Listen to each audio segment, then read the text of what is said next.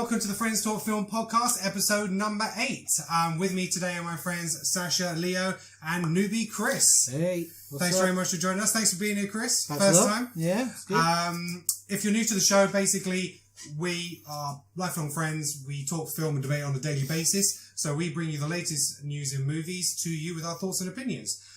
So we're going to talk on our hot topics today. We've got everything Comic-Con. So we're going to round up all the big news from Comic-Con 2016. And UK Comic-Con. Let's and not UK forget. Comic-Con. Yeah. The little guys. The little guys. Uncharted, the movie gets a rewrite. Chris Evans circling the lead for Dr Jekyll in Lionsgate movie. Entebbe, new casting announcements, and Channing Tatum and Jillian Bell to start in Splash remake for Disney. We'll also have our regular spots of the film Flashback and the Channel Flick Challenge. Please note we will discuss full spoilers on all movies, so if there's any particular subject that you don't want to know any particular details about, skip ahead and using the images in the below screen. And please note, because we are friends, the content can get a little blue. It's going to get real blue. Dark blue. Right, so we're going to move on. So, Comic-Con. There's so much to go through. Too much. So we're literally going to hit the highlights. Bang, bang, bang. So first of all, we're going to talk about Marvel Studios. A lot of people felt that they came out Comic-Con probably top dogs in terms of announcements and what was going on. So Thor Ragnarok. So Planet Hulk inspired armor shown. So we know Hulk's going to be getting some, fighting gear on. Apparently there was footage shown of Hulk versus Hela, and Hulk will be suiting up against Thor in an arena battle, gladiator style. And it also confirms that Suter, is confirmed who's a flaming demon. And obviously we've got the official logo for Thor. So thoughts on Thor casting announcements? Just on a first point, I want to say, I was wrong. Because life didn't find a way. Because no videos leaked.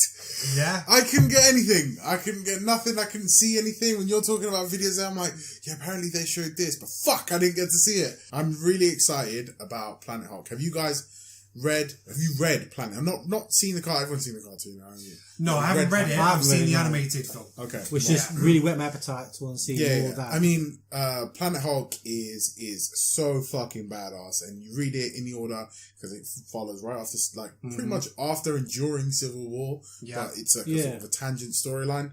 I'm down for it. I'm happy with everything Marvel are doing at the moment. It seems they can do no wrong, so I'm crossing my fingers and my toes and my pubes and everything I can do. I think the main reason, the main reason this is the main reason I think they're trying to drive it into here is because there's still copyright and image rights issues with Disney, and it's Universal. I think still own Hulk, so that's why they can't actually give Hulk his own movie yet. So unless they do a similar deal between Sony and Marvel, that's why we're potentially not going to get that Hulk film just by itself.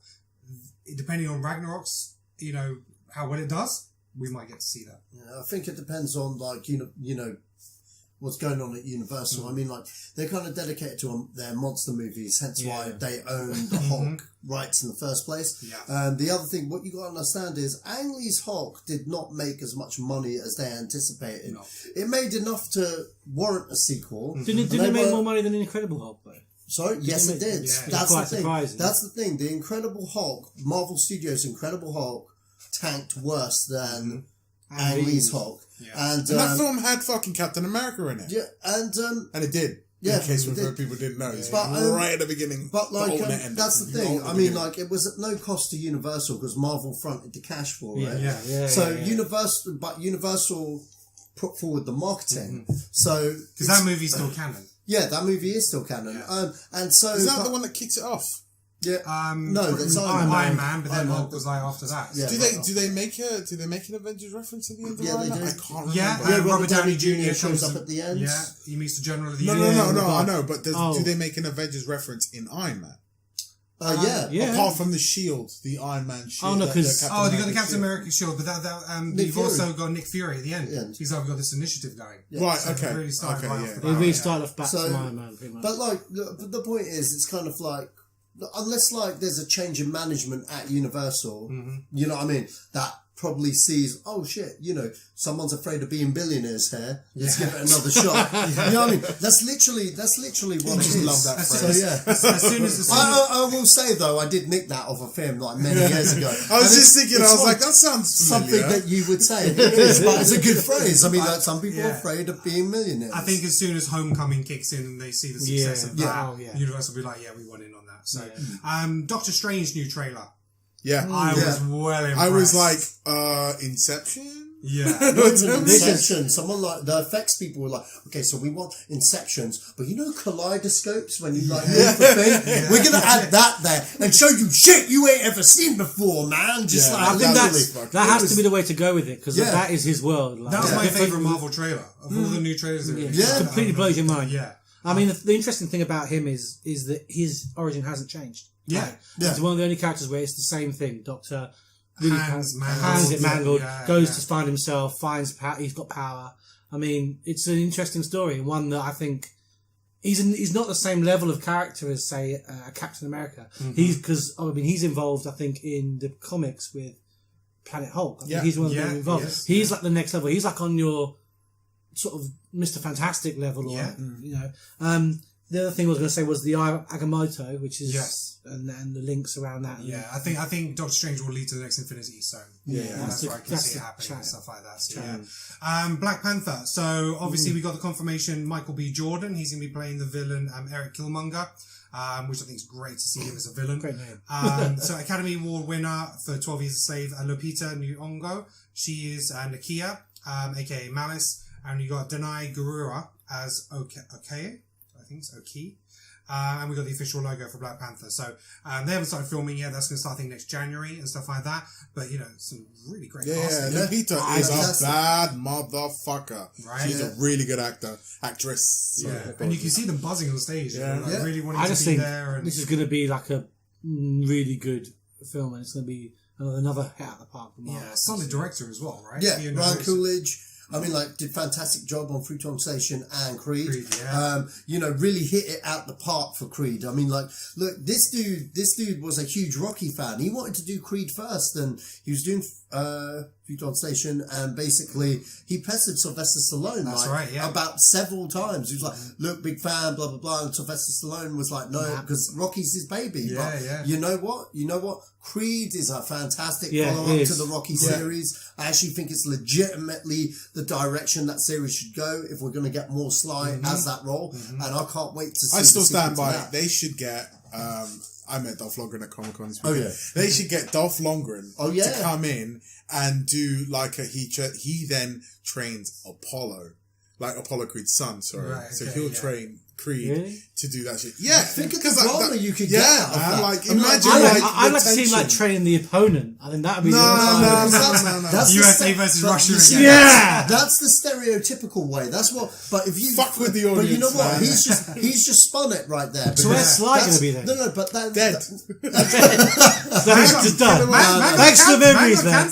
Yeah, But at the same time, that brings more drama with those characters. I mean, like, he can be the additional coach. Yeah. So they can both And then do you that. can imagine like Waterboy, like maybe like an alone Because shower if Sly scene. can change, and he He can can change. change. Everybody can change. No, but you can imagine like an alone shower scene with Dolph, like with Drago, and then Rocky dies. And then Where they are you go, going with this? And no, hold on,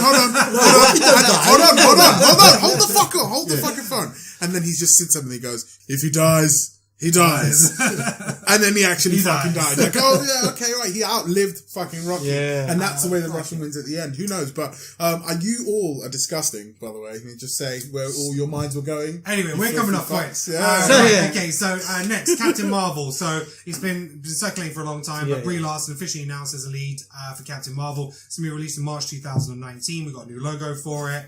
Great casting. She's super talented actress. Super hot. Did you guys see the Room? yeah, really good film. I haven't seen it yet. I've heard it's good. Yeah.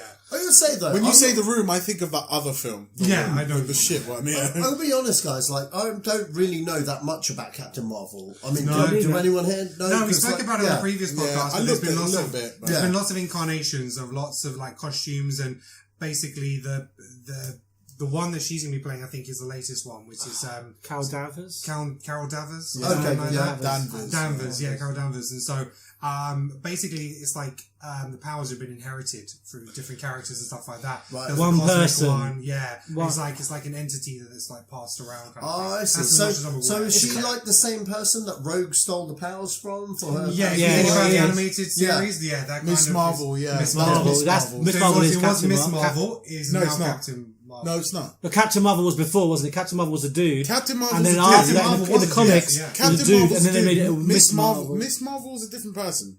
Ah, Yeah, you I'm did pretty first. sure. Oh no, yeah, I'm you pretty sure. Yeah, but hold on, hold fire, time out for a second. Because me and Joe were talking about this on Zeno's It's- gang, it's- and I was it's a like, complicated- I got nothing. It's a I actually don't complicated, know. like, yeah. because there's been lots of incarnations of that.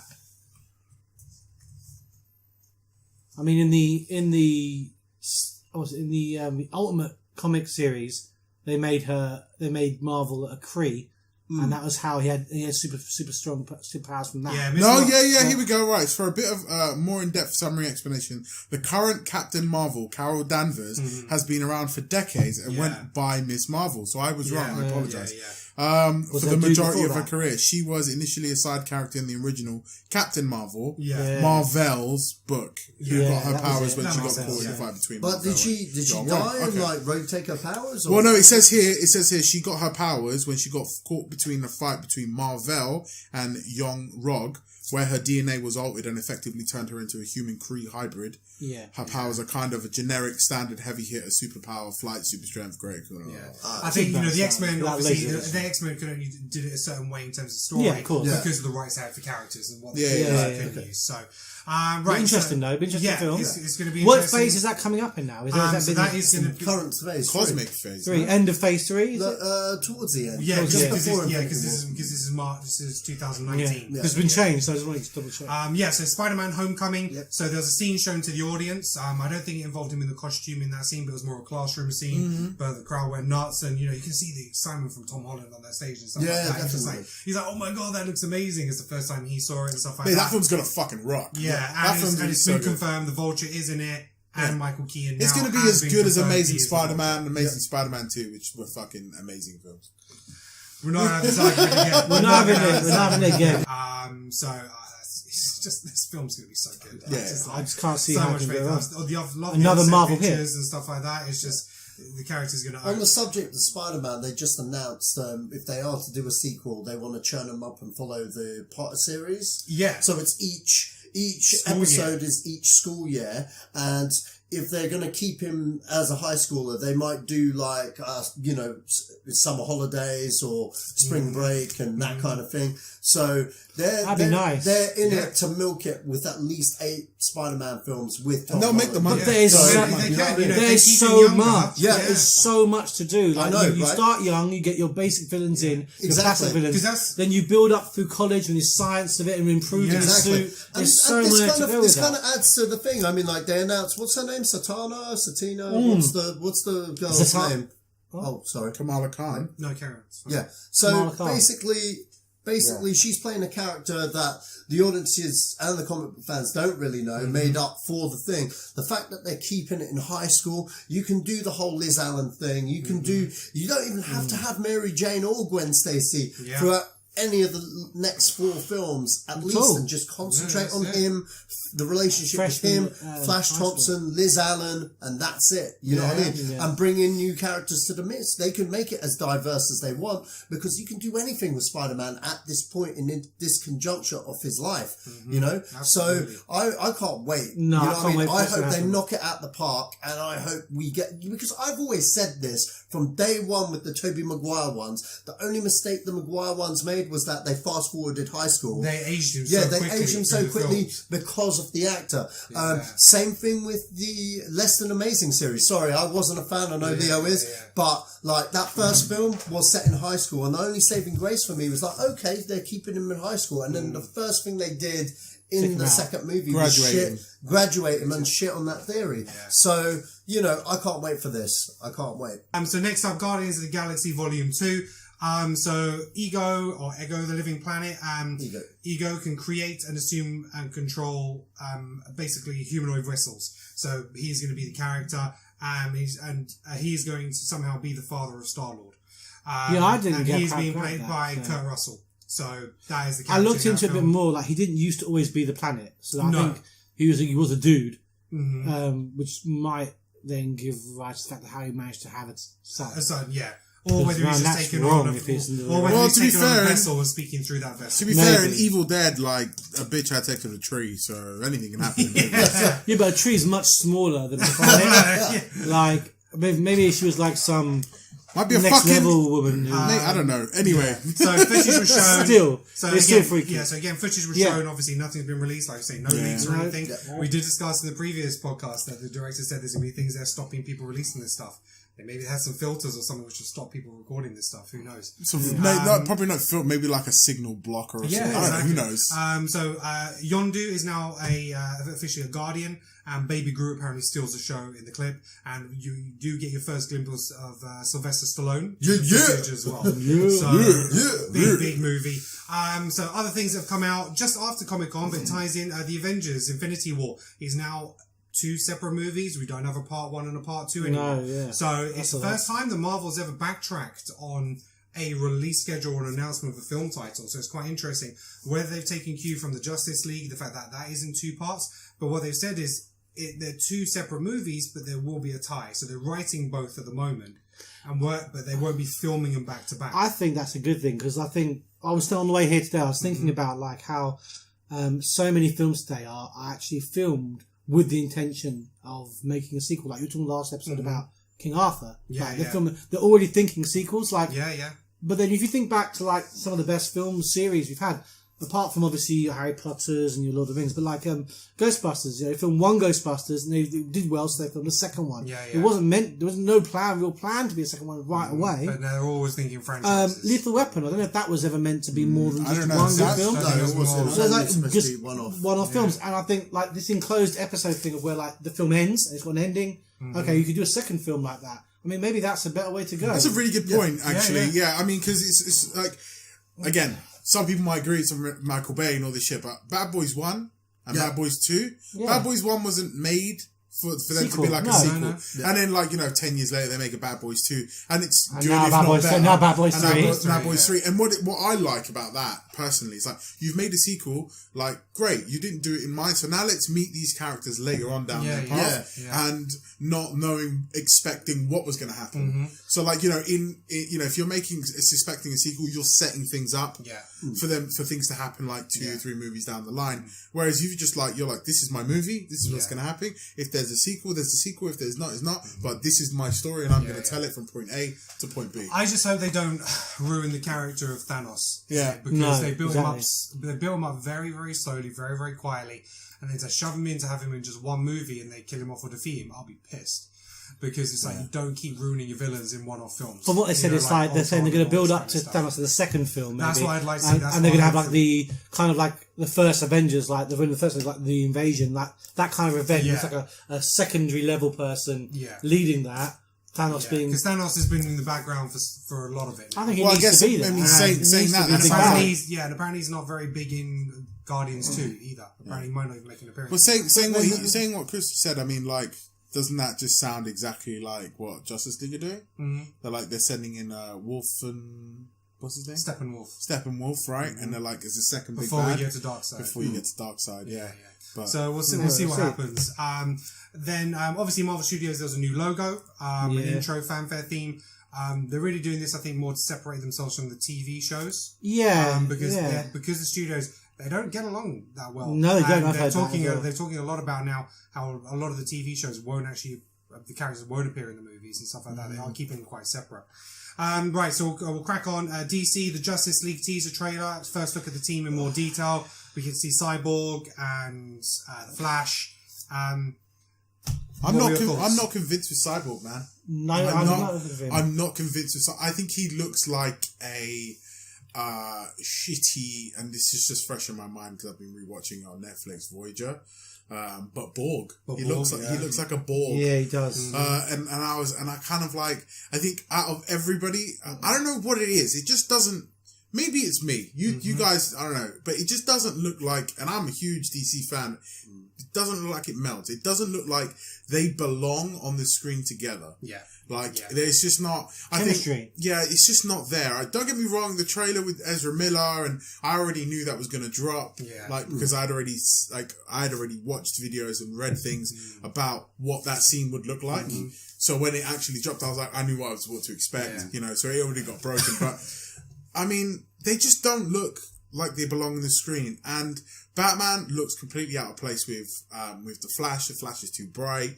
I don't like his costume. Like, little things annoy me about his costume, but I can understand. I prefer TV show's costume. Yeah, I think you're right. I think the TV costume's a lot more legit, and but then, the budget's smaller, but then you would also expect Flash to have a small budget. Yeah, because the Bruce Wayne Flash scene just screams Civil War. Yeah. Tony Stark, Peter Parker to me. Yeah. It's like they've exactly tried, that. Yeah, and what they've done with this trailer is they've tried to show that is a lighter film. So, you talk to I've heard you talk to the fishes. He says stuff like that.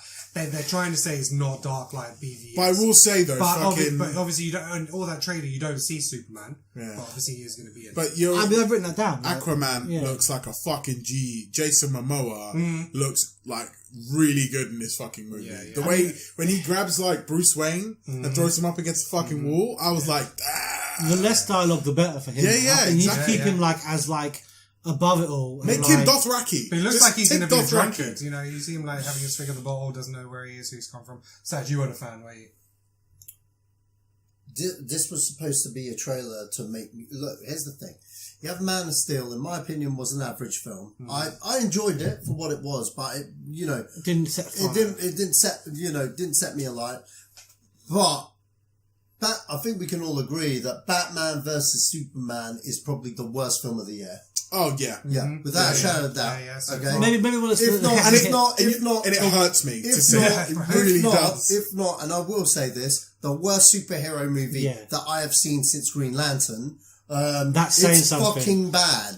All right, that's saying something. Green Lantern is awful. I don't disagree with you. I'd rather watch Fantastic Four remake DC fanboys than this. You got to understand. I'm saying this out of love here. Okay, tough love. I come across a lot on Zido's gang that I'm a Marvel fanboy. No, I'm not. Okay, back when I was growing up, all you had was Batman and Superman in the movies. They represented the comic book genre. So to have a less than perfect Batman and fucking Superman movie, which they've had in the vaults for fucking decades trying to make, is unfucking acceptable. But they actually did make it though. Okay, they made it. They made Justice League War, which is the perfect fucking movie, man. But back to the point of this shambles of a fucking trailer, okay? And this is a shambles of a trailer. You're supposed to sell me. You're supposed to get me my fucking dick wet to watch this fucking movie. And what you've done... Alright, fair enough. Okay, let's take the positive. Let's focus on the positives now. The only positives. Warner Brothers are listening. They're giving us humour with the characters and stuff. Something that was absent in the other movies. Something that Kevin Tsujihara said before BVS, that's the head of Warner Brothers, that, in case people don't know, he's the CEO of Warner Brothers, new CEO. He's the guy that more or less said, well, what the fuck are we doing with these superheroes? We've got them. He's the guy. And God bless you, Kevin. Okay. You greenlit the shit. You obviously saw potential in this franchise. Now get your house in fucking order. Okay. Get your house in fucking order. And you know what? People on the internet have been going... No. People on the internet have been going, oh, but they've only had 3 months. They don't have a lot of footage. Let me tell you something. 10 years ago, Bryan Singer bought a teaser trailer of X-Men 2 with 1 week's of footage, and that blew the whole of fucking Comic-Con. They've had 3 fucking months. Most movies are shot in 3 months. Exactly. Yeah. Exactly. Yes, they don't have all the effects. So there's no fucking... Look, what was this? Ocean's fucking 11? Was Ben Affleck fucking Danny Ocean? Hey, I'm setting up a team. I'm setting up a team. And they even had fucking cheesy fucking casino music playing in the fucking trailer. This is fucking Justice League. You know what I mean? Fucking No character build up. That's what it is. there's It's no nothing. character It's like, build up. hey, No one I'm cares. setting a team. Why is Batman setting a team? To kill fucking superpowered people? I've seen Batman and Superman. Okay, Fuck breathe. this trailer. Breathe. Fuck this trailer. Let's move Yeah. on. The trailer which I, Move on. the trailer We get it. We get it. You don't like it. You're Okay, not a fan. the trailer which I did enjoy was the Wonder Woman trailer. Yeah. I actually quite like that. It had some really good imagery in it. I like the World War One setting. I like the scenes with her. Chris Pine. Chris Pine looked good in Yeah. it, and I'm actually quite looking forward to that. Like that film's got some legs on it, and I think they've kind of taken Literally.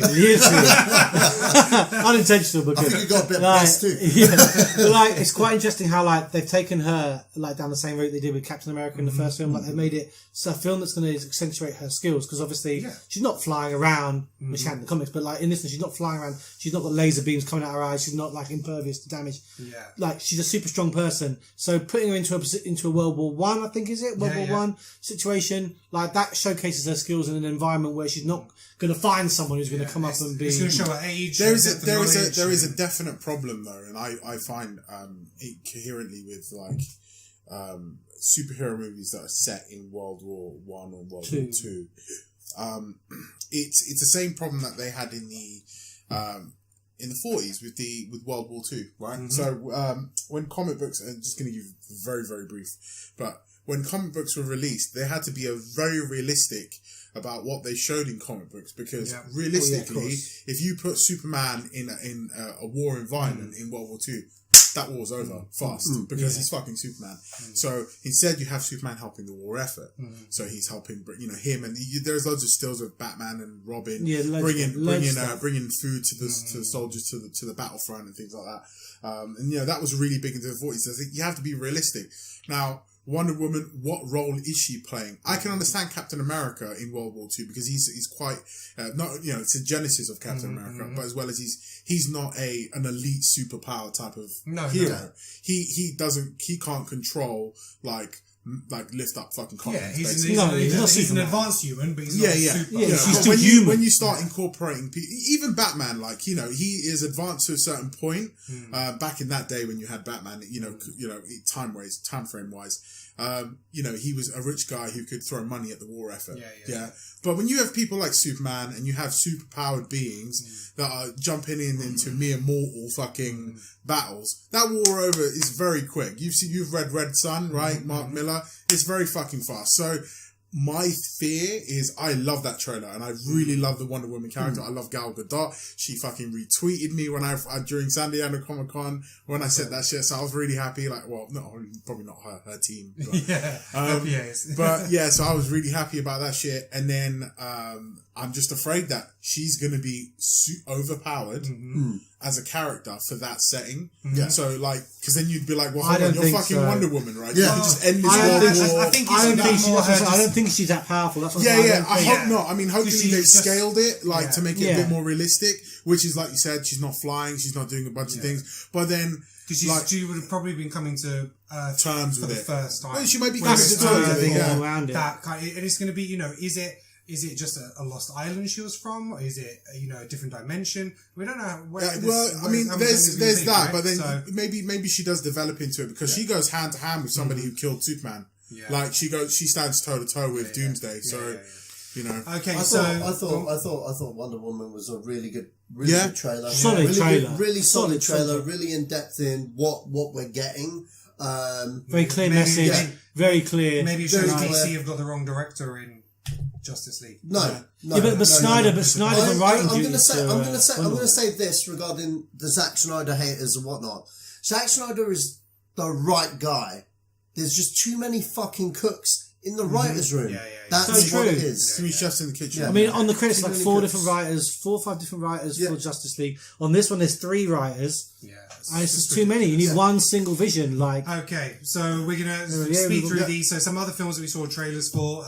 Another trailer for the Lego Batman movie. Black and yellow. Black and yellow. Suicide Squad, which is going to be out this weekend.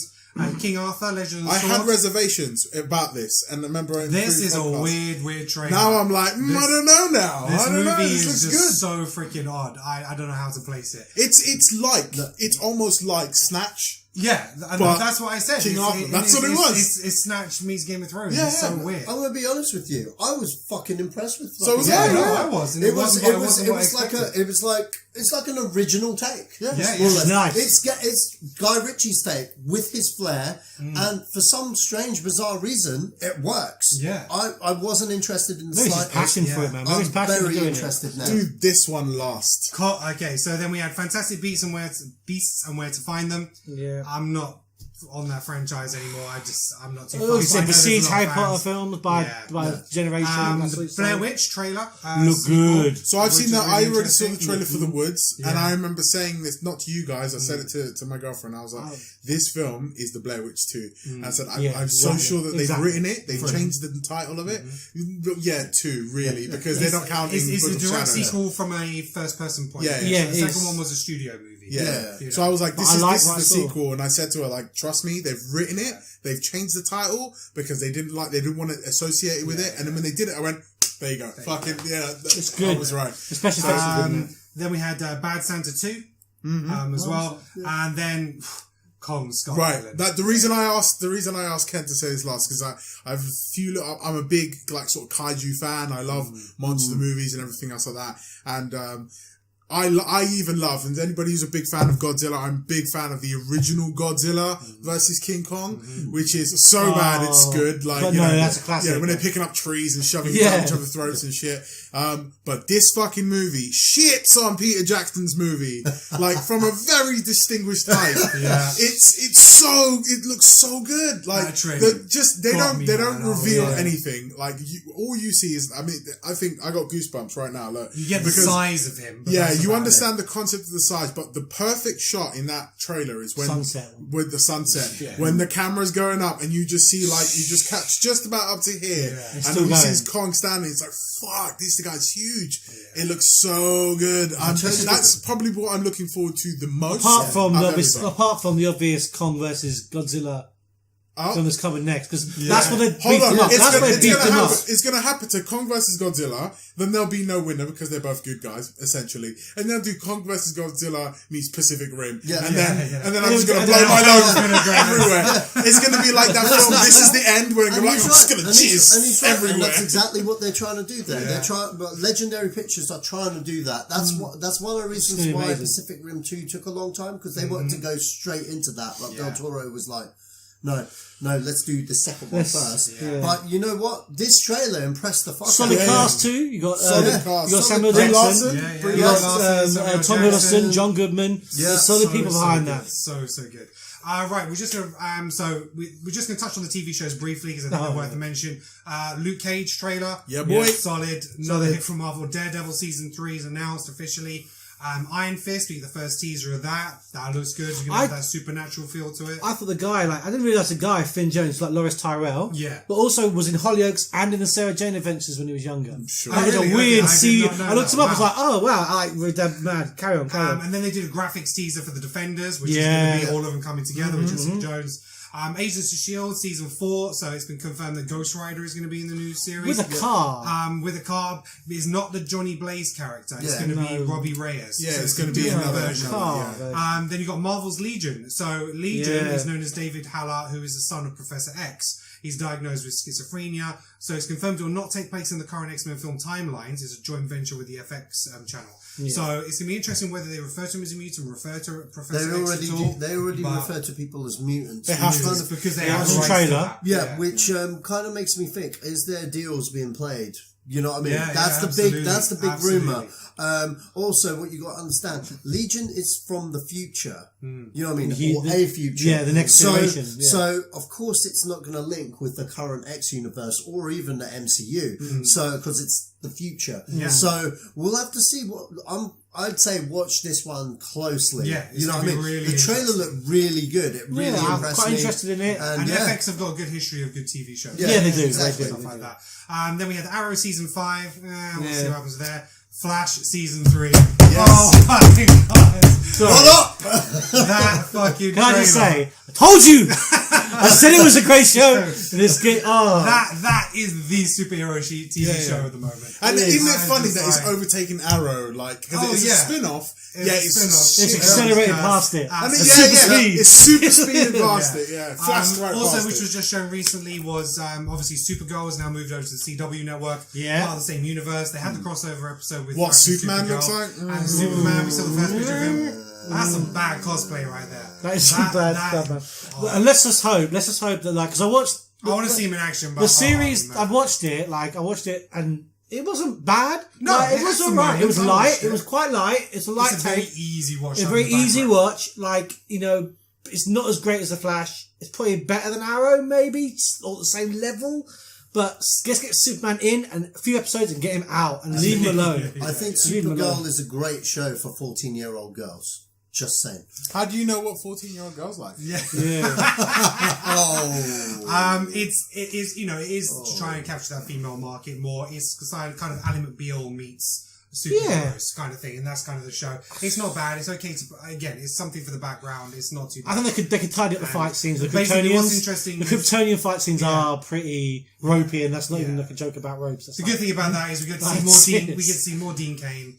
And more Dean Cain. He's going to be back in the That's next what we need to see. More Dean Cain. Yeah, mate. Dean Cain was flying the flag for Superman back in the 90s when it wasn't even cool. Nobody was flying that flag. Motherfucker was rocking up on Live and Kicking every Saturday morning. Because people were talking about whether Tom Welling was going to come back in this Supergirl. That's what I would have liked to see. He was down for it. He was like, I'm up for it. But they've gone a different direction. Yeah, that's a shame, man. That's a shame. Really, because you know what? Now that Grant Gustin... No, but they were talking about alternate universe. Oh, so right, not the Superman from her universe, but bring him in as Superman from alternate reality, which could have worked. Could have had Lois back, could have had them all back. Anyway, right, so that's our... Best left that buried. Yeah, that's done. Yeah, we won't talk about that. We won't talk about that fucking shit show, but... You know. Tom Welling was good, but let's leave it there. Okay, Debatable. So that's our Comic-Con roundup.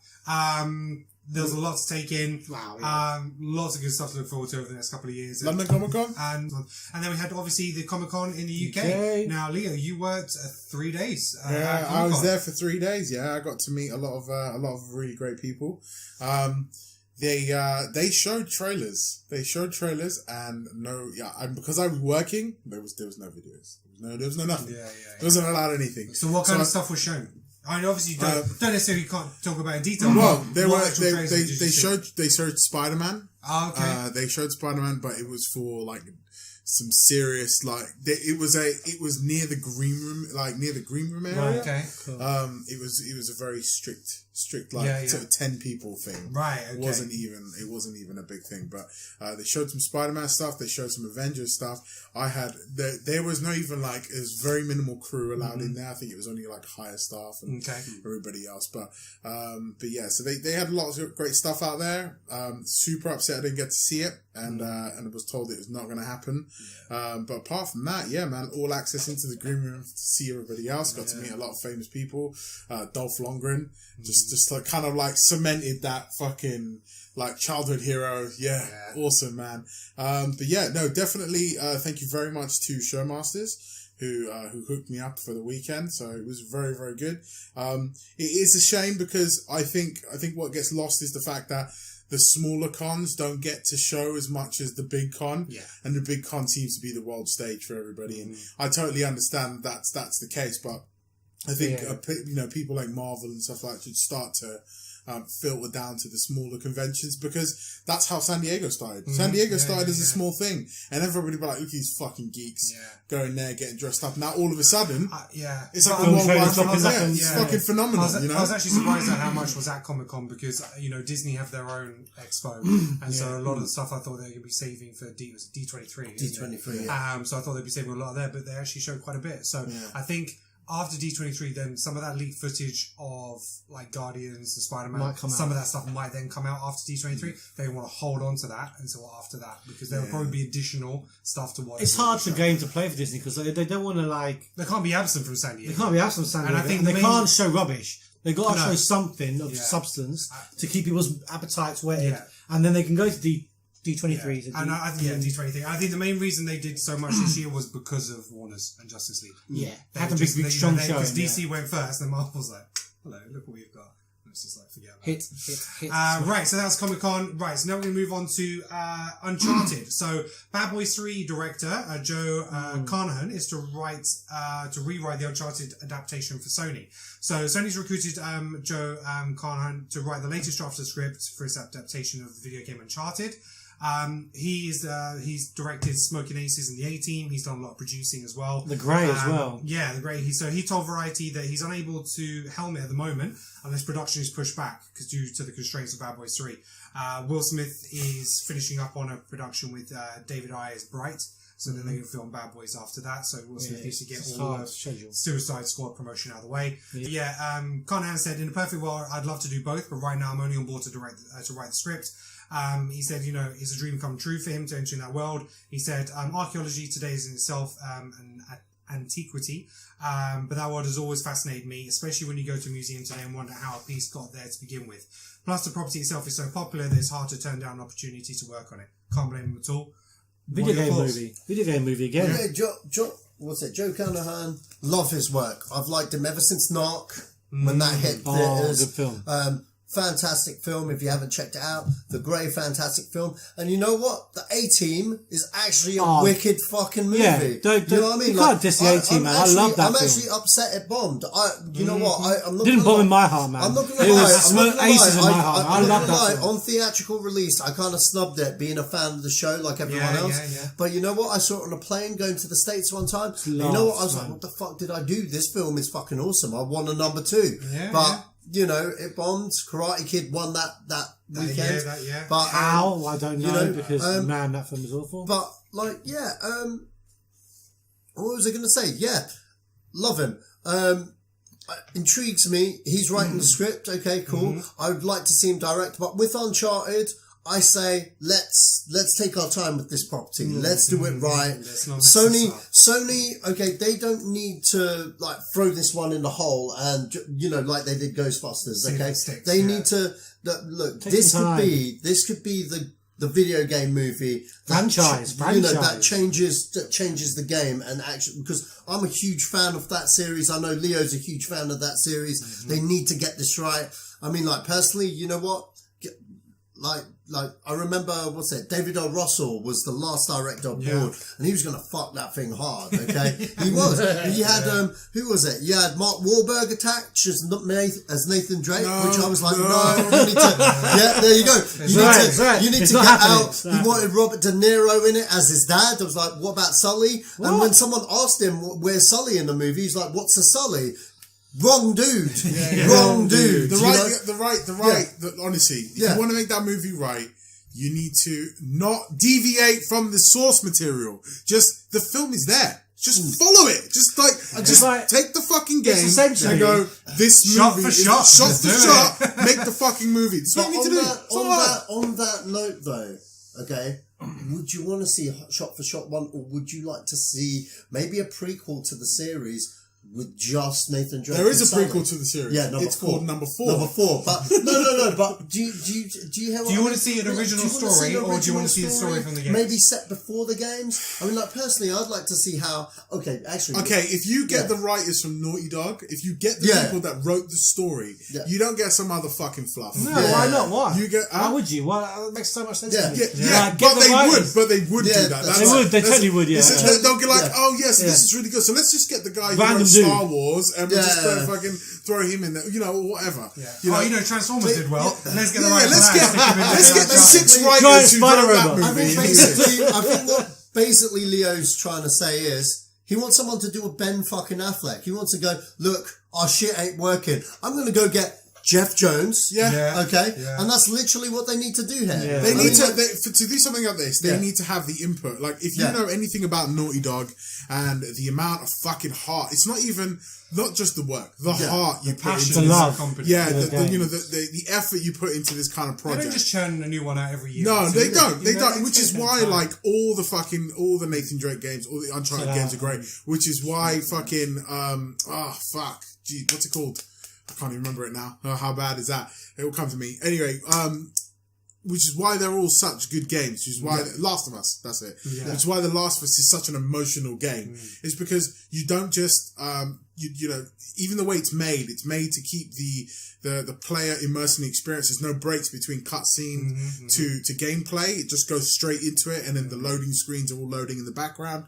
That's why these games are so good. They immerse you in. You want to do the same when it comes to making your film. Yeah. Don't get some other Hollywood fuck to make this movie. Yeah. Get the guys from Naughty Dog.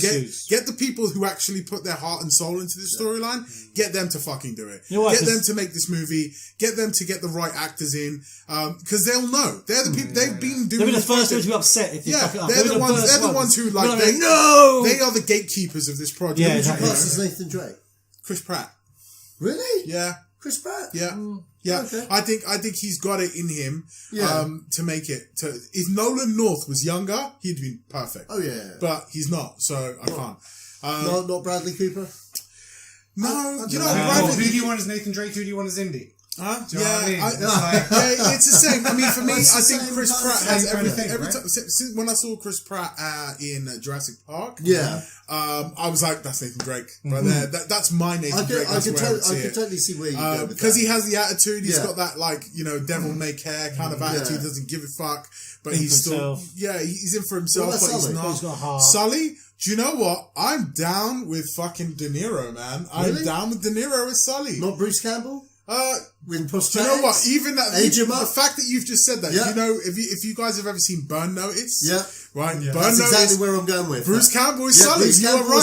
Thank you. On the nose, very well. Yeah. His mannerisms, the way he speaks. Bruce Campbell needs a franchise. Yeah. That would be the perfect one. If you're out there, like, get Bruce Campbell work. Get Bruce Campbell work. Get Bruce Campbell. The man's a legend. Yeah, there we go. Man needs work. Man needs work. Because you don't understand, with De Niro, he'll just phone it in. Yeah, he'll just phone it in. And it's too much of personality. Phone it in. Yeah. And he's the kind of actor which relishes the love of the fans. It's not just that. So, he is actually Sully in real life. Yeah, exactly. so there you go. Right. Okay, so cool. You know what? Let me and Leo direct the shit. Yeah, we'll make it. We'll make Uncharted. Okay, so Leo and Sacha directing Uncharted. Watch this space. Right. So next topic, we got Chris Evans. He's all set to appear as the new iconic character Dr. Jekyll in basically Lionsgate is developing a new movie based on the 2007 BBC One series Jekyll. Okay. So it's being produced by Ellen DeGeneres and Jeff Kleeman. And Jekyll was a six episode serial produced by Hartswood Films and Stage Screen. Got some good reviews. Stephen Moffat was the writer, who is the writer of BBC's Sherlock Holmes. Okay. And also before fantastic that, writer. Doctor Who as well. Yeah, Doctor Who. He wrote all 6 episodes, so it's described by his creators as a sequel to Robert Louis Stevens' novel Strange Case of Dr. Jekyll and Mr. Hyde. Mm-hmm. So according to reports, Chris Evans, Captain America, is all set to appear. And basically this is going to be it's going to be an interesting take because Universal has got their monster movies going on, and they have cast Russell Crowe as Dr. Jekyll, and he's actually going to be appearing in the Mummy movie with Tom Cruise. So his character is actually going to appear in there. So this isn't anything to do with that universe. It is a very, very different take, but I think it's going to be something really good for Evans to do. Something different to do.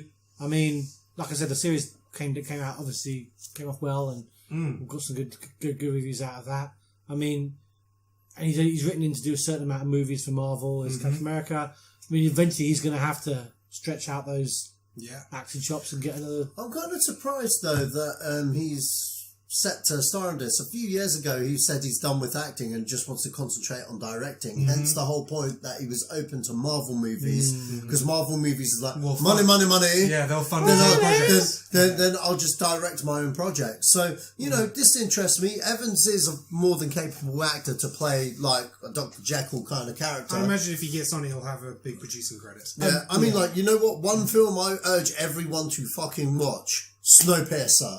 Yeah, Snowpiercer is probably one of the best films that never came out in this freaking country, but it was on Netflix. Did it not come out? No, it never got a theatrical release in the UK. No. Oh, that's a shame. It's such a good film. It is such a good film, man. Such a good film. Such a good film. Chris, your thoughts? I mean, I was just talking more about the Universal and go on to that in a minute. Yeah. Go like, on. I mean, the film, like Van Helsing, oh God. Van Helsing and League of Extraordinary Gentlemen really muddied the waters for on those monsters. I think it's important for Universal to sort of clear that away. Sort of just, because Van Helsing could have been good, but it was handled so badly. Yeah, and it was cheesy as whatever. Hey, there's nothing wrong with League of Extraordinary. Oh wait, hold on. Everything is wrong. All with of the things are wrong with that Everything. movie. It retired one of the best actors of the generation. It By being so retired, poor. But they need to spread that now, get rid of that, and have like a new set of films. And what I'm interested in is that it's set present day, The Mummy. So it's not gone back in history. So it's set present day, which is I'll be quite interested to see how that. How that reacts like having the mobile age. And It'd be really funny. Pass on Mummy. Mummy just walks in, hashtag wrapped up. You know what I mean? There's new set pics which you've just seen up on screen of Tom Cruise on set as well. So it's gonna be interesting. They've said they're gonna go down the scary route. It's gonna be a more serious tone, not like The Mummy with Brendan Fraser, which I love. I can't be scared of a mummy strong. though. I just I don't can't. know how they're I gonna just do like it. if you had to break down, That's what I'm saying, I'm scared of modern small life. Asian girls with long hair. I'm scared of spiders, John Peters. I get it. But mummies, like some dude just like wrapped in toilet paper. I've seen that shit on Scooby Doo. They just pull the guy and then it's game over. You know how to win. It's done and dusted. Yeah, right. Done Throw a dusted, light. like it. Yeah, done and done. No, throw a lighter at him. You'll fucking set on fire. So I mean, we'll see what happens. But I think it'll be really interesting because Chris Evans hasn't done much besides Captain America in the last few years. No, A lot of his earlier I'm stuff impressed. is really good. He did a film called Push. Yeah, Which we watched, I film. think. Great Yeah, film. we watched Really Push. Street Things as well. Fracture, Yeah, Puncture. I think it was Puncture. Puncture. Puncture or Fracture. He plays a a lawyer, Right, okay. a heroin addicted lawyer. It's really good as well. It's hard for young people to supposed to picture me as anything else. And that's because he is Captain America. He is Captain America. You forget that one of his first films I ever saw was not another teen movie. Comes out with the whipped also, cream. of course, mixes, that's right. Of course, he Yeah. did the two Fantastic Fours. Yeah, He was a Human Torch. And he was Man's Human made some Torch as well. bank. He's made some bank. Some major bank, mate. Anyway. Right, so moving on to Entebbe. So this basically new casting announcement made with Rosamund Pike from Gone Girl and Jack Reacher Die Another Day, Daniel Bruhl from Civil War, Inglourious Basterds and Rush, and Vincent Cassel from Jason Bourne, Black Swan and Ocean's 13. So Entebbe tells the true story of a terrorist hijacking of an Air France flight in June of 1976. Two members of the Popular Front of the Liberation of Palestine and two Germans take over control of the vessel, divert the plane to Entebbe airport in Uganda. 254 passengers were held hostage with the demand that more than 53 Palestinian and German prisoners be released from all around the world. Operation Entebbe was a successful counter-terrorist hostage rescue mission carried out by commandos of the Israeli Defense Forces at the airport on the 4th of July. So it's going to be very big dramatized movie. It's being directed by Jose Padilla, which is his first studio movie. Padilla, yeah. Tough one, Big I cast. smell Oscars. And I smell Oscars. Yeah, So can you like if you look at I looked into there was the TV movie original version 1976. I mean just read off these actors who were in that. It's a TV movie: Kirk Douglas, Richard Dreyfuss, Burt Lancaster, Elizabeth Taylor, Anthony Hopkins, Linda Blair. Blair's that's a TV movie in 1976. Like if I was Rosamund Pike, I'd be like, I'll step back from this. Like, how the hell are you supposed to walk into that film with that cast? The rumors is she's actually going to be one of the Deliver rumors that. is she's going to be one of the actual terrorists, like one of the German terrorists. One of the German terrorists was a female. So talking about she's gonna why be not? that Why character. not just get Diane Kruger? I think that was German. Yeah, I think that was Elizabeth Taylor's role. Oh, right, in maybe. the film, possibly. When I looked at the cast list, it looked like a German name, possibly. So, but that's hard. Yeah, man. Daniel Bruhl, though, I've been saying Yeah, they're ever good since actors. like a lot of people are learning about him now. Rush, Civil War, so he's going to be the other German. I stand by. hostage. Like Goodbye Lenin is still my favorite film. An old film. Probably a lot of people haven't seen it. It's about the communism breakdown in southern Germany. Such a fucking great movie. But yeah, I'm really Vincent Cassel. Now Vincent Cassel, I don't know a lot about him, but he plays like generic bad guy number 3 in a lot of the shit I've seen. Like senior generic bad guy. Like big bad number but 2. Not quite big whatever. bad. But so yeah, I mean, if he's in it, it's usually some ass kicking or some dramatization going on somewhere. So I'm down for it, man. I love this kind of like period piece for like a hostage situation. Anything with the IDF or the Mossad in it is going to be badass. Watch Munich if you haven't fucking seen it. Just for an example, some Munich, you can get some Fargo. Some United 93 in there, or Passenger 57, however you want to see it. So how are you comparing those two movies? So main hostages, my friend. Passenger 57 and United 93. Here's the link, right? Passenger 57, United 93, Snakes on a Plane. What links all of these three movies? You know what? If it wasn't, I think Samuel L. Jackson Crisis in must the have been in all three of those films. A Crisis in He's the like Air. in the background or something like. A really big dramatization. So I think it's going to be an it's gonna be good. Oscars film. It's Oscar buzz, Oscar buzz, and like it's going to be a serious film, serious drama that's going to. Rosamund Pike, she was fantastic. Film girl, won the Oscar, right? She's still hot. Still this day. Right. So the last of the hot topics. This is literally just dropped down today. Channing Tatum and Jillian Bell to star in a Splash remake for Disney. So the original film starred Tom Hanks and Daryl Hannah and followed a young man who's reunited with a mermaid who saves him from drowning as a boy, and he falls in love not knowing who she is. In this version, Tatum will play the mermaid or merman who saves Belle. She's from 22 Jump Street, and she's the star of Comedy Central series Idiot Sitter. As a girl, only to reunite with her years later without knowing who she is. It's been produced by Ron Howard, who is the original director, who's involved. So, what do you think? Splash remake? Fuck this. Ron Howard's involved? I think there's a lot of fish fingers involved, man. I can't believe Ron Howard's involved. Because Monies to pay for stuff. I suppose. Tatum's hot property right now. Tatum is. For a romantic comedy. Do well. It's strictly monies. You got to understand. Ron Howard's been in the business since he was like a kid. Okay, he was in Happy Days. He's lived in this business. It's about last It's episode. all about money. So if you've looked at like his past couple of films, they flopped like motherfuckers. Who saw The Heart of the Sea? No one. As good as Rush was, no one saw Rush. I saw Rush. I love Rush. Do you want me to tell you what this movie is? Say that to the box. I didn't see it in the cinema. I saw it on DVD. Yeah, well, there you go. You didn't contribute to when it came out. This film is basically Sabrina Down Under.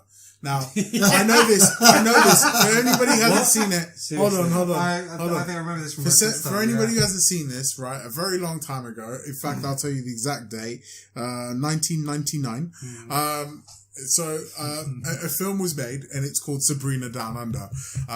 Sabrina the Teenage Witch, Melissa Joan Hart, Clarissa explains it all, that fame, if you haven't seen it. She is in this movie, and she meets a merman, and she makes him whole again, and turns him into man, and then it's really bad. I remember this because I was ill as a child, and it was on Nickelodeon. So, and I remember she was all over Nickelodeon, and she might just fucking squirted her cunt all over Nickelodeon, because that's what that splodge was. That was Melissa Joan Hart. That was Melissa Joan Hart fucking gushing on Nickelodeon, because that's what happened. Maybe Keenan Nickel on the side doing a bukkake. How the fuck do you fuck a merman? Well, no, because she made him whole. She made him whole again. So she made him like fucking with legs and shit. Correct. And because it's in Australia, so it's just like desecrating everything about Australia. It's like, oh yeah, we've got lovely sea ocean life and it's great. Yeah, merman. Fuck this movie. Fuck Splash. Fuck the Splash remake. Fucking make another movie. Make Dread 2. I don't know. I'm gonna keep saying this. I'm gonna keep saying this every time. Don't make this. Make Dread 2. That's what we want. Well, it's being done by it's being done by Disney, who've had a pretty good track record lately. So we'll see what happens. Right. So that's the hot topics. We're gonna move on to the film flashback. So this is where we discuss films that came out 10, 20, and 30 years ago this week.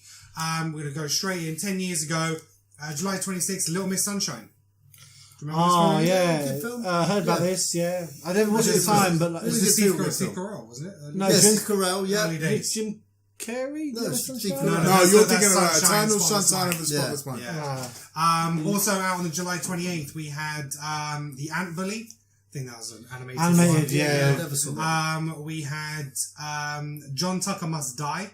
Oh, that's a good film. I like that movie. I'm okay with that film. I was right with that. Concept, great concept, shit movie, man. And also out 10 years, Miami Vice. Yeah. Mike Mann. Love that. That was a good movie. Mann, yeah, that was a good movie. I don't think I've seen it since the cinema. People dissed on it. People People dissed on it because it had that same fucking like almost almost over the shoulder kind of footage kind of film, but and it looked very much. From what I remember, it had very much a tone of like Collateral, right? It was yeah. dark and Same grainy, director. shady. Yeah. Yeah, that's what I mean. So okay. Right, so, go on. So yeah, banging movie. 20 years ago, we had 1996. Kingpin. Yes, man. Derek Vanessa Brothers. Williams. Woody Harrelson, right? Woody Harrelson. Don't Bill love Murray. that. Bill Murray. Still With the hair. That was a great such film, a great man. comedy. I haven't seen that in a really long time. Yeah. I watched it once. I know. I used to watch So it. I used to good, watch it a lot. Like in 1996 now. Yeah, So yeah. so 1996 is a good film year. Like there's some good films come out in 1996. Like Kingpin was a good. How many film. good films came out? Were there good films in 1996? I don't remember. Tell me again. List them. all of them. Also, on the 2nd of August, we had Chain Reaction. Oh, I love that film. Hold on. There's a little thing. There's a comedian called Pablo Francisco, and he does this thing as they knew too much. We knew too much. They went too far. We went too far. Those are my lines. Those are his lines.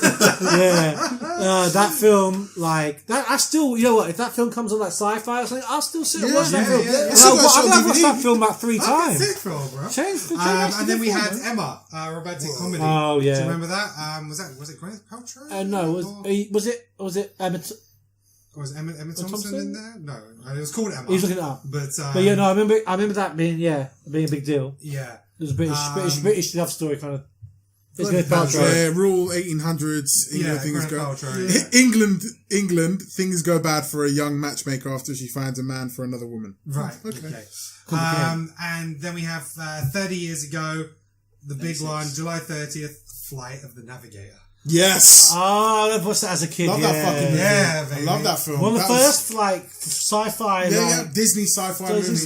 Movie. Which will lead me on to what I'll talk about at the end when we say other business. Okay. But just we it's also very had much Maximum Overdrive. we talked about that the other week, didn't we? Yeah, that was about it. So that was 30 I was years never ago. a Flight of the Navigator fan. What? Really? Wasn't this the same time as Never Ending Story? Yeah, Right? 86. So it was Earlier, slightly earlier. So this was 86 because it's 30 Yeah, I years think ago like this 86 would have been like around the time like I don't know if I saw it at the cinema, but I think No, I saw it on VHS. VHS a couple of years, 2 years later. I remember the cover. You know, with 2 young years. boy Never and, Ending Story came out 2 years before. So 84. around that time. 84, But yeah, no, because I was never into a Never Ending Story, but Flight of the Navigator. I was only when it came out. I was only 5. And also on August 1st, we had Friday the 13th Part 6. Jason Lives. Actually, that's tell you how old that series is. Surrounding off Howard the Duck. Oh, the original Marvel movie. Original Marvel superhero. Do you know what? There's a really funny thing about that, where he wasn't. If I'm correct, Howard the Duck. Then they had the same character in DC. Is that right? Or Image Comics or something like that. Am I right? And then they had to like steal him back or something like that. Right. Okay. There's like a whole thing. I'm gonna read up on it and I'll tell you about it next week. Right. But So yes, that was film flashback. Some real gems in there this week. Yeah. Right. So now we're gonna move on to the Channel Flick Challenge. Yeah. So this is basically, if you haven't watched this before, it's remote in hand. It's getting late. You don't really want to watch one of your recorded shows because you might fall asleep. But there's 2 movies on, and they're gonna debate and tell me which of these movies, which is the better film, which is the one they're gonna watch. So we're gonna have Chris versus Sacha. They're gonna go on a best of 3, and they're gonna meet Leo, who's defending champion, in the final winner takes all. So you get 30 seconds each for your first argument, and you get 20 seconds as a rebuttal. Okay, so let's go. So you two, it's gonna be rock paper scissors to figure out who goes first. So in your own time, James. throw on scissors. 1, 2, 3. I know. So 1, 2, and then release. 1, 2. Got all confused. Oh, he Let's won rewind that. No. Sorry. 1, 2, 3. So Sacha, picking the film or going second with more time? Going second. Okay. You do this every time. I know, man. Make a dangerous game. So, Chris, you get to pick the movie. When I get it right, I get it right, though. You get to pick Mortal Kombat or Under Siege 2. Oh, come on, it's easy. Mortal Kombat. Yeah, definitely. Start. Oh, no, Sash. Ready? Okay, so your 30 seconds starts now. what can you not like about this film? It came from a golden age of action films with amazing, amazing special effects. Fight scenes with just gore, and it was just a lot of fun. You had a video game that linked to it as Liu Kang. I just can't say more about how good this film was. Like, you escaped reality, went into this action universe where you were punching with them, you were seeing these things happening, and it was just, and you had Raiden at the end, just bossing it with his lightning bolts. Time. Okay, so Sacha, 30 seconds. Under Siege 2. Amazing special effects. Have you seen Goro lately? He's fucking dog shit. At least my movie still holds up now. What? Look, it does, man. It's Under Siege 2. This time, on a train. Steven Seagal must take down terrorists in any which way he can. And this time, there's no pun about environments. This was probably one of the last great Seagal movies ever that still made it to cinema, man. I fucking love this movie as a guilty pleasure, man. I can watch this all the time. Time. So, Chris, you have 20 seconds rebuttal. That film is shocking. Okay, it's like Speed 2 on a boat. You know, there's a reason why that film tanked. There's a reason why Under Siege 2 was shocking. And there was other great films before that. After that, there was a Glimmer Man, man. I love Glimmer Man. That was an awesome film. And then, getting back to Mortal Kombat. It's really good action film. Time. Guilty pleasure. Sacha, 20 seconds. My movie tanked? What planet are you on? This movie made monies, yo. I mean, for fuck's sake, man. Thousands? Sorry. No, it actually did. It actually did really good at the box office. I mean, like, wow. 4 seconds. But more to say. What is there more to say? I'll give you this. You guys had, what's his name? Highlander in there. He was cool. Christopher Lambert. Hold on, my decider here. My swing is tell me the box budget. office. Is the budget? Is the box office? Tell me the box office. Okay, right, okay. What do you want me to go? Worldwide? Yeah, let's go. Okay, worldwide gross. Yeah. 100 for this is Mortal Kombat. 122 million. That's good. 360. That's a good box office. $360,285 million, right? Yeah. Okay. Under Siege 2. Oh, Sacha, you better be If careful. it wins, If you were underselling, if you were overselling yourself, you lose big points. Oh, not far off, but you lose. 324,324,084. Right. Alright, based on that argument, how much did it cost? Jess is going to take that round. Yeah! How much did it cost to make, though? Doesn't matter. No. Your point wasn't the cost of the movie. Your point was box office. which one made more money. No, that You wasn't said my it point. made money, no, yo. My point was, he says my Okay, film alright. flopped Do you want hard. me to tell you? Alright, let's go. Yeah, Do go on. you want me to tell you? Go on. It cost 18 million to make Mortal Kombat.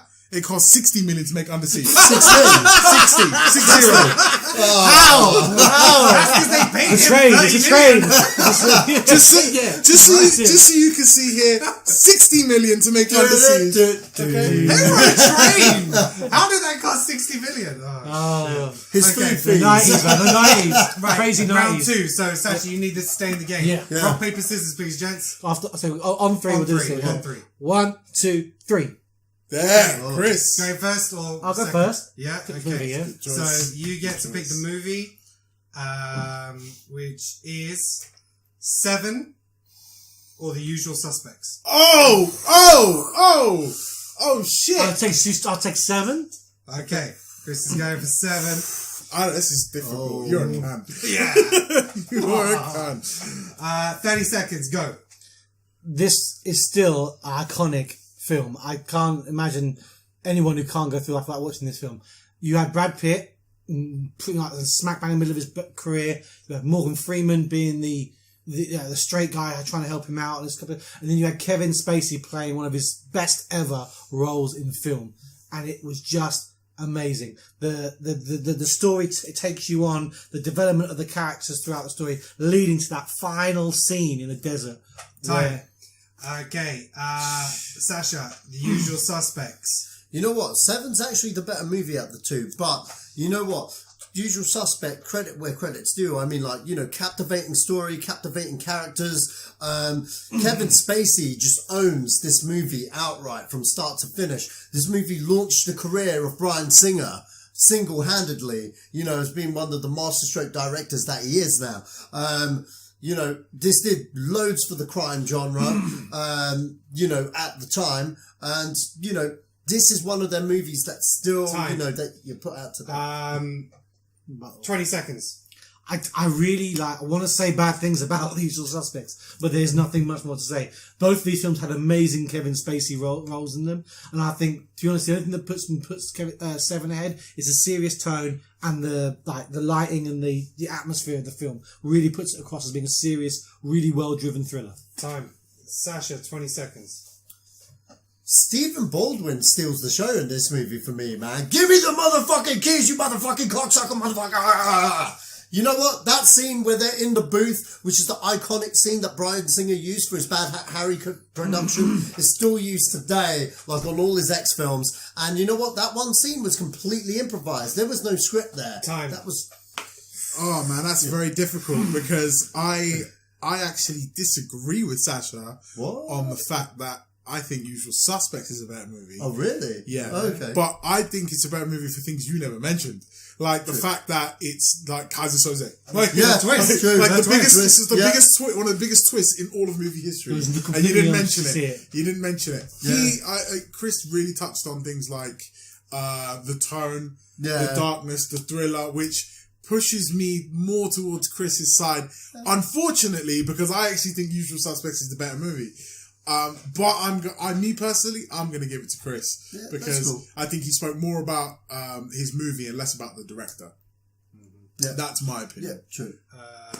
Yeah, I'm going to have to go that way as well. I'm going to have to give that one to Chris. Yeah! So, Chris, making a good start as the newbie. So, now it's you I saw and Leo. both those films in the same year. Like, literally a week apart from each other. They're right. great films. Rock, paper, scissors, gents. Throw on three, Throw on yeah? three. Yeah. Right. Okay. First movie, please. First, okay. Yeah. I don't play that shit, Sacha. Okay, I'm going to go with that one. Okay, so your choice is Batman Forever, Oh no, you can't. Don't do it. Wait. Don't do it. Judge Dredd. The Stallone Judge Dredd.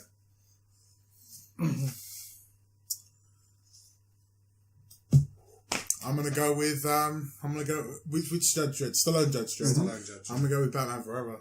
Okay, so Leo, you have 30 seconds. Go. Hands down, probably the third better Batman movie.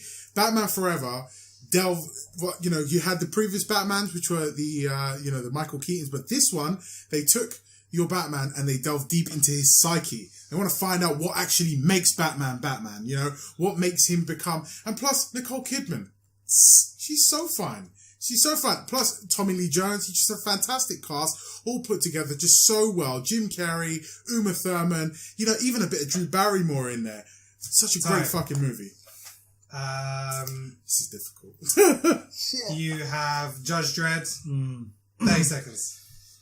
I mean, this film was made at a time when there wasn't the special effects or the kind of advancements in like directing that really could have taken this film to where the new film has gone. Stallone took it on as a pet project. He wanted to be part of it. I mean, it spawned some excellent one-liners. He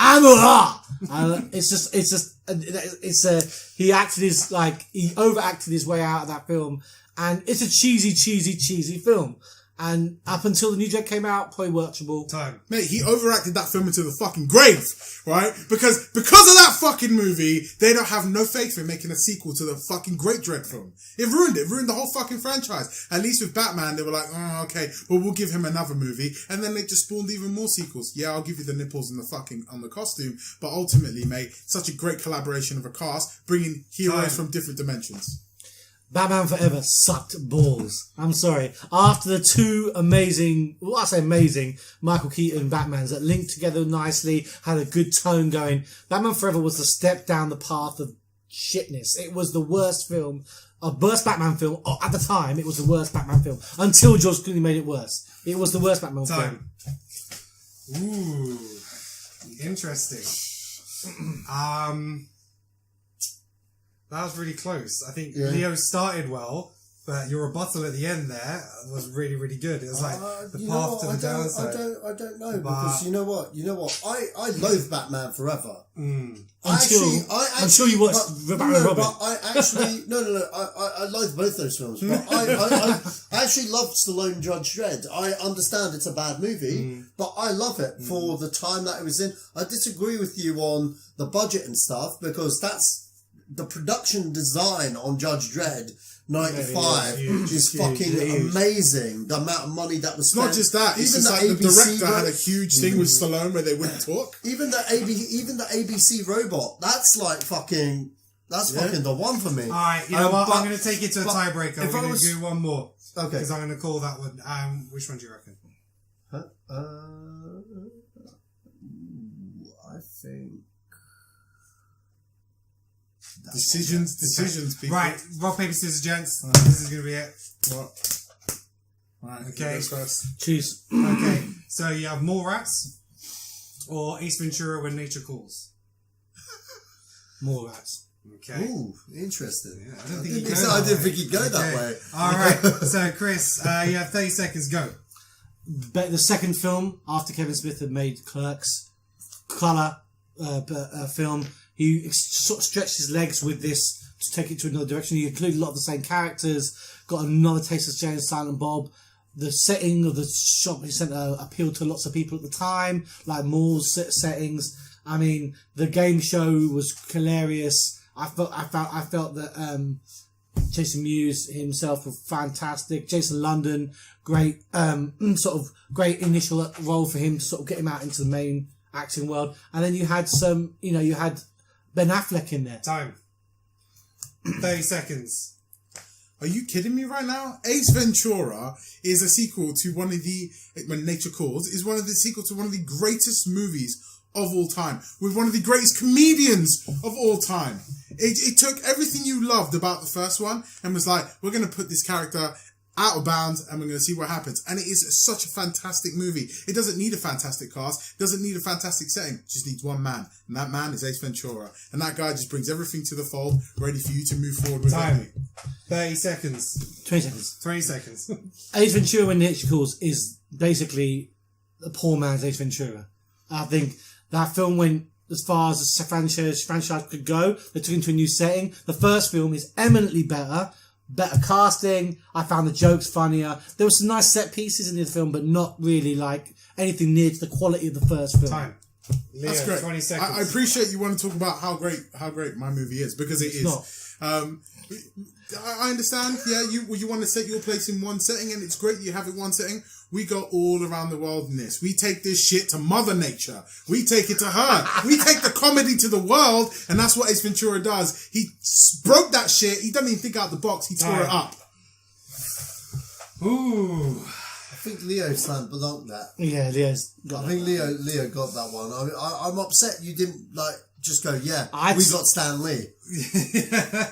That's a killer app right there. That was it. I didn't get a time to Stan Lee. I try to remember Jason London. Stan Lee. I was like, and it's not Jason. It's Jeremy London. Jeremy London. There's the other Jason Lee is what I'm thinking Lee. of.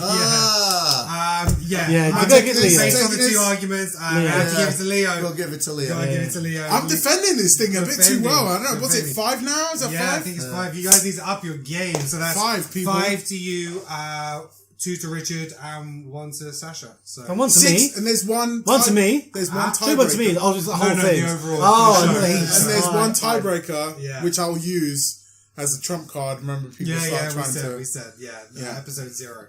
Right, and so that was the Channel Flick Challenge. That is all the major business and stuff for this week. So the only thing left, guys, is any other business. So, Sasha, did you have anything you wanted to comment on this week? No. I'm all good this week. Yeah.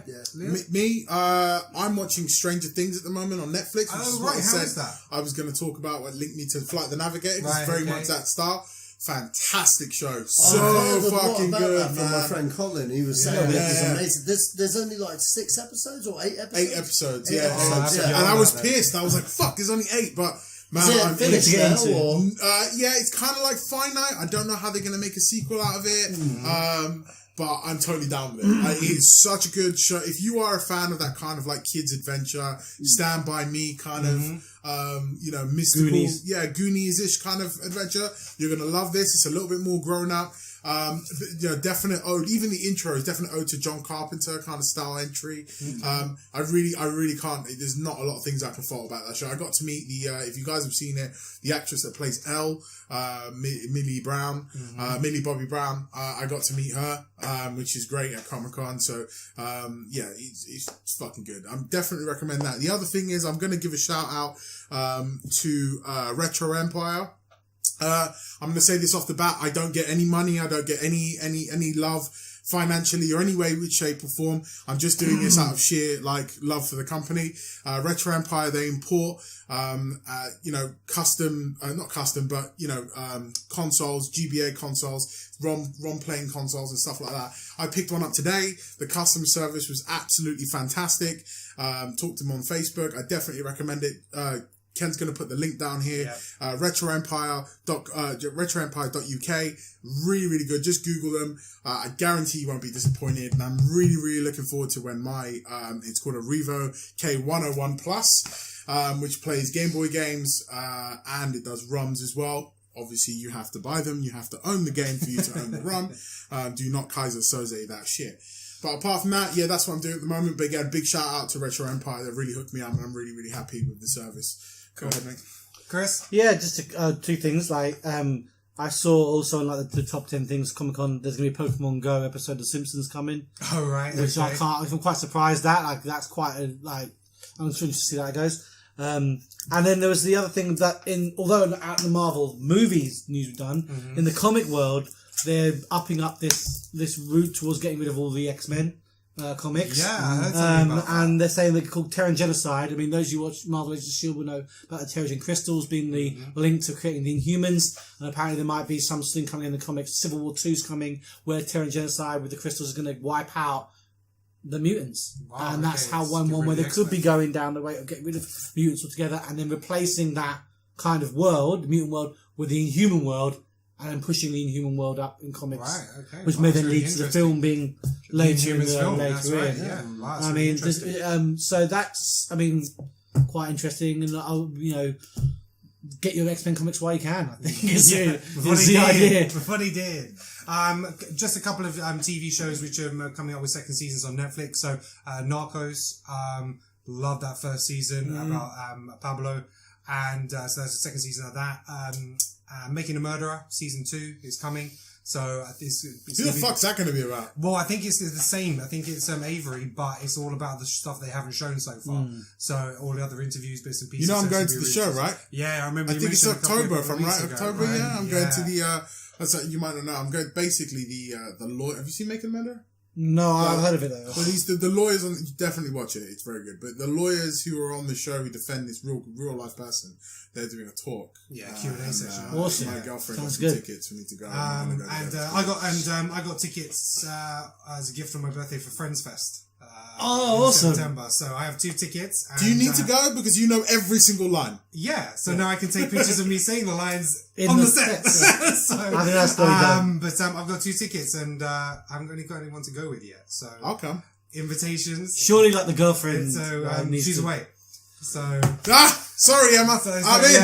I'll come. You don't know nothing about Friends. You don't know nothing. So Friends fans out there, you need to message me, tweet me, inbox me. Yeah, comment, submit applications to come with me to Friends Fest in September 23rd, I think it is. I'm going or something like that. It's the Friday. Choose your favourite quote. Yeah, exactly. Right, and that's it for our show for this week. I want to thank you very much for being here. So, Sacha, if anyone wants to find you online, where can they find you? Sashman3 on Twitter. And okay. You will find me Mr_Ovaltine Jenkins on Instagram and Leo Van Damage on Twitter. Yeah, and on the Instagram account you'll see a lot of his pictures which is taken from Comic-Con. So you'll see that. I thought I saw all those. Chris, if anyone wants to find you online, where you can't find me online because my job means I can't have an online presence that much. So you want to get hold of Grace, you have to watch this show. Yeah, exactly. And you can find me at Ken Ackler on Twitter. I think that's my handle. It's your name. You can find me on Facebook at Ken Ackler, and you can find me on Instagram at Kenan_A. If you want to get in touch with the show, you can tweet us at Friends Talk Film. If you want to email us some suggestions about the Channel Flick Challenge or some topics you'd like us to talk about at friendstalkfilm@gmail.com. And by all means, please subscribe to the channel. So subscribe button's down below on the YouTube page. Please subscribe, share. And if you haven't seen already, there's we got our reviews out. So we've got my Ghostbusters review, which has come up to 600 views so far. We've got the Star Trek review, which I did with Trekkie Richard, and we'll have some more reviews and trailer reactions coming each and every week. So I think that should be his nickname, Trekkie Richard. I think whenever he's on, you should call him Trekkie Richard. Trekkie Richard. Thank you very much, Chris, for being here. I look forward to having you back on the show. Yeah. Thank you very much, and we'll see you guys soon. Thank you. Yeah. Remember, also, anal is for adults, and bondage is for friends. Love you guys.